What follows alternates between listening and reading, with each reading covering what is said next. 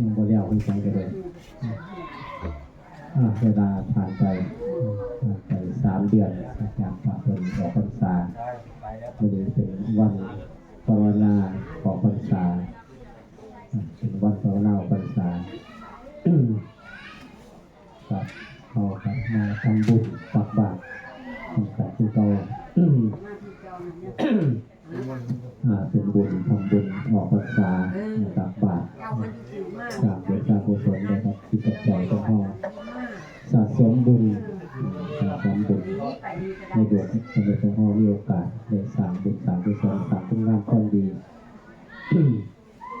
สร้างสิ่งที่เป็นประโยชน์กับเจ้าของสร้างสิ่งที่เป็นประโยชน์ให้กับคนอื่นพ่อบุญที่มีส่วนบุญส่วนกุศลบุญที่ดวงดับไปเราจะมีโอกาสได้รับส่วนบุญส่วนกุศลแม้แต่เทวดาก็แบบปรารถนาคือกันก็ห้องที่เราตกกันถามกับมุขของห้องปรารถนาสร้างบุญสร้างกุศลอยากจะเป็นเทวดาเขาก็ปรารถนาอยากว่าเป็นมนุษย์พอจากที่อยากตายหลังจากตายที่อยากมาจุติก็การที่ทานปรารถนาจะเป็นมนุษย์เพราะว่าถ้าเทวดาตายไปแล้วบางทีบ่มีโอกาสที่จะมาเป็นมนุษย์เพราะว่าต้องไปใส่กรรมจากอย่างกรรมที่ช่วงที่เฮาสร้างช่วงที่เป็นมนุษย์นี่นะเสพกรรมหรือกรรมที่เฮาเฮ็ดไว้ที่เป็น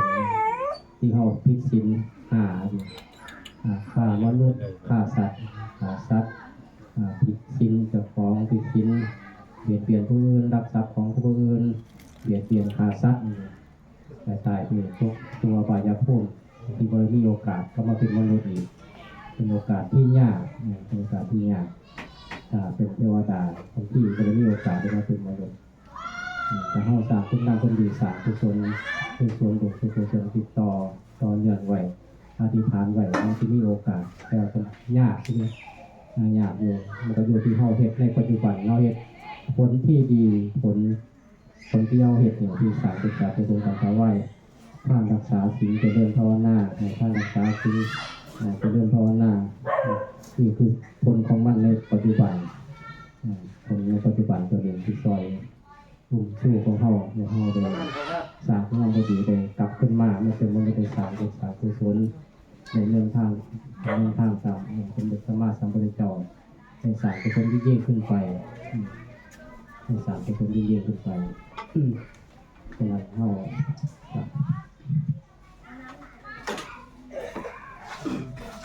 พยายามตั้งมั่นไว้ตั้งมั่นในคุณงามความดีตั้งมั่นในศรัทธาของเจ้าของไว้อย่าหวั่นไหวในส่วนบุญส่วนกุศลผู้ใดจะไปบอกได้ก็ตามส่วนที่เป็นกุศลแต่มันก็ยังมีอยู่ยังมีสิ่งที่มารบกวนสิ่งที่มีพยามารคือบัวแต่พยามารเนี่ยคิดใจต้องเข้าคือกันบางทีมันก็คิดดีบางทีก็คิดบ่ดีบางทีก็คิดดีร้ายคิดไปข้างหน้าก่อนบางทีก็บ่ได้สมดังปรารถนาสิ่งบางอย่างซึ่งจะคิดใจบางทีก็เฮ็ดบ่ได้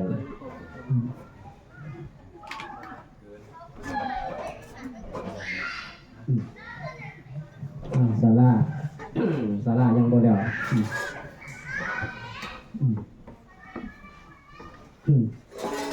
ศาลายังเป็นใจการแต่ว่ายกโครงเรียมุงหลังคา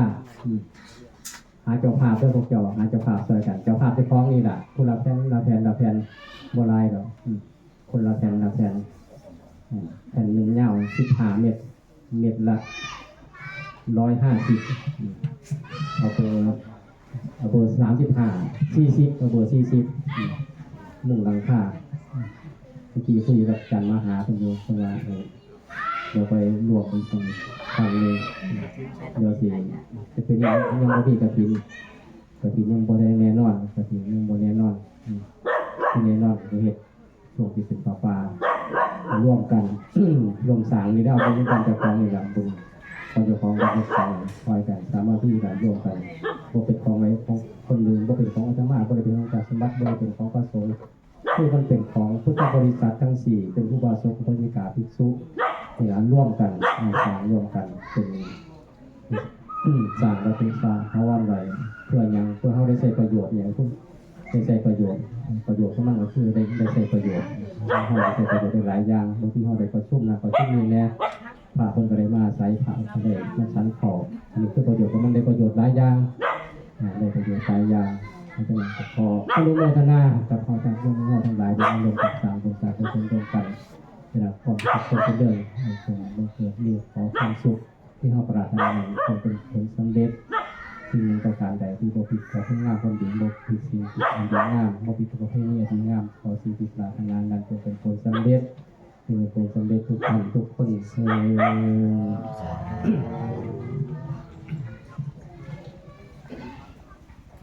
ดยะถา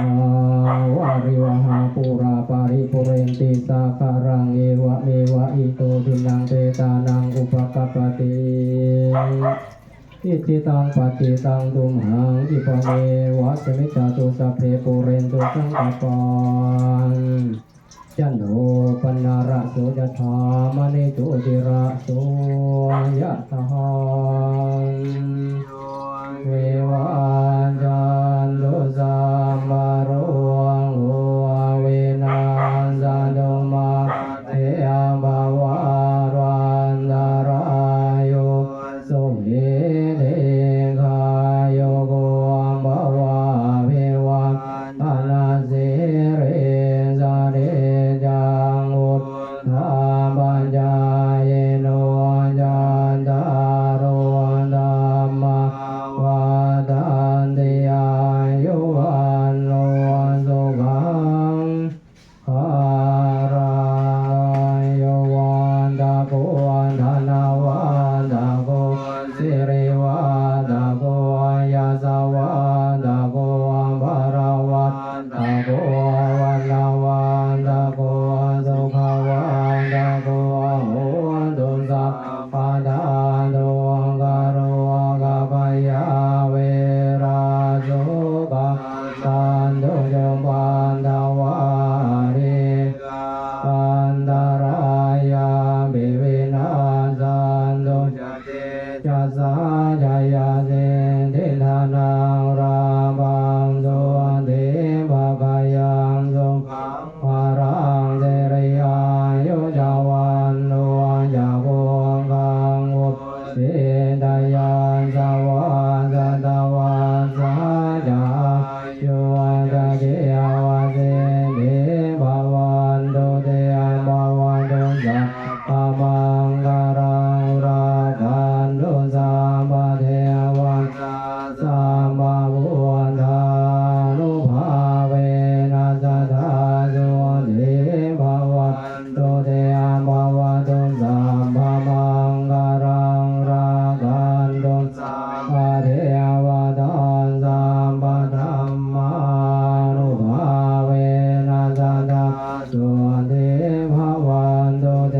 ภวันโตสัพพมังคารังรากันโตสัมปะเทวตา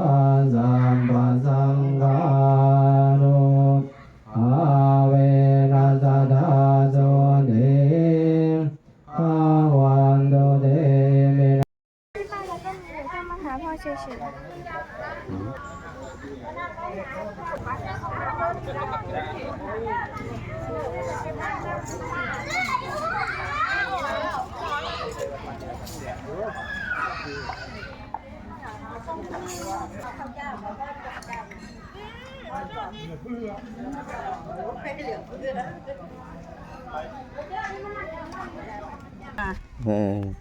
ขอบคุณค่ะ ครับอันนี้ก็เอาให้น้องเบนแล้วนะครับ จากคุณแซมแพม ขอบคุณพี่สันแพมค่ะที่ ครับ ให้ผ้าห่มมา อันนี้ก็ให้บีเอ็มไว้ห่มตอนเช้า ตื่นเช้าบีเอ็มตื่นเช้า ครับหน้าหนาวใกล้จะมาแล้วนะครับ เอามาให้ป้าแหลมแล้วนะครับ จ้า ผ้าห่มกันหนาว ของแสม ครับของ แสมมากนะคะ ได้รับแล้ว